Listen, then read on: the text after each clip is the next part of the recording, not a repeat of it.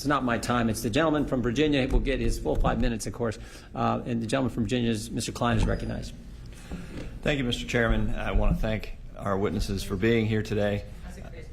This is a truly enlightening opportunity for us to hear from you, for the public to hear from you as well. Your voices need to be heard, and as Lieutenant Garrido said, the silent majority needs to speak up. I come from a state where we have these problems. We've had these problems of recidivism, but in the 90s we took action to address them. We passed a ban on parole. We passed stricter laws regarding bond and bail laws, and we now have the lowest recidivism rate in the country in Virginia. We're blessed to have leaders who recognize the benefit of that, and we want to keep it that way. Illinois is unfortunately in a different place. Their recidivism rate, whereas Virginia's is around 20%, Illinois is around 35%, Chicago's 89%, as high as 89% potentially. It is really shocking to hear what has happened to the recidivism rate and what that does to crime. Lieutenant, can you talk about the recidivism rate, but also in the idea that not just chasing, but taking action regarding smaller crimes can help prevent larger crimes? With the recidivism, and I don't know the statistics, but I know there's numbers out there that show that a majority of the crimes are committed by the same people that are just out over and over and over and over. As far as the other aspect of your question, I'm sorry, can you repeat that last part again? Well, can you talk about kind of a broken windows policy and, right. Where? So up until 2016, we used to have a policy of doing contact cards, and that's where officers would, anytime they stopped or came in contact with somebody, you would document it on a little card and you would turn it in, and they would get put in the computer. So it helped actually solve a lot of investigations because people could look up and see where people were that matched certain descriptions. Policies changed.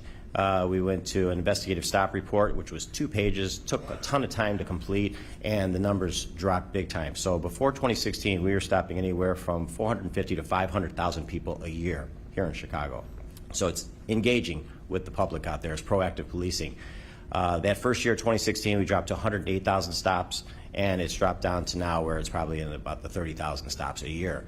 That's a lot of people that are not interacting with the police anymore, so they feel emboldened, they're braver, they're going to carry their weapons, they're going to do more crimes. And talk to me about the impact that the Defund the Police movement has had on that as well. These officers want to do the job that they are hired to do. They want to go out there, they want to work.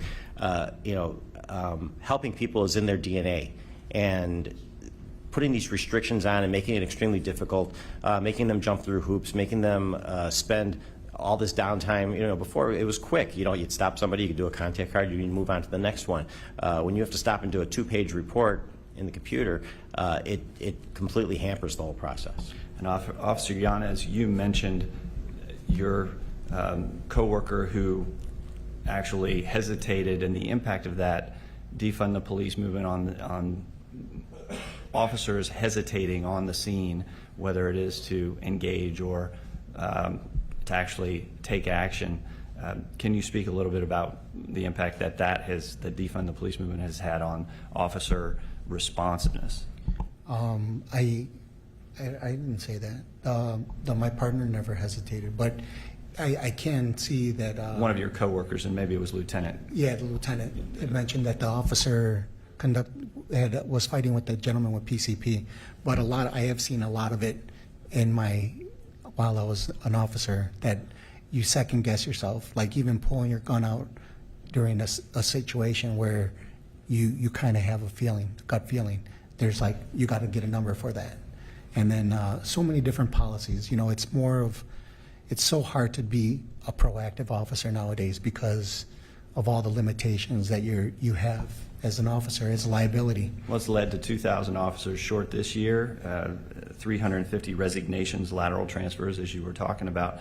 And the Safety Act just seems to be really, really harmful, and the potential is going to be very dangerous. I'm looking at, for a bond hearing, you need to establish proof to hold a defendant. You have to establish proof that the suspect committed the crime and poses a threat to the physical safety of a specific identifiable person. Wouldn't that necessitate the introduction of trial evidence in a bond hearing? And how on earth would you be able to adjudicate in a bond hearing whether a proof existed that a suspect committed a crime? Well, here, just I think it was this morning, yesterday morning or this morning, an offender shot his neighbor's dog in the head. Officers responded. He was a foot chase. They recovered a backpack that he pitched that had weapons in it and loaded magazines. And for court today, they actually did ask for a pretrial detention, and the judge said no and denied it. So even if we have prosecutors that are willing to actually go forward with detention, now we have judges that will throw that one out.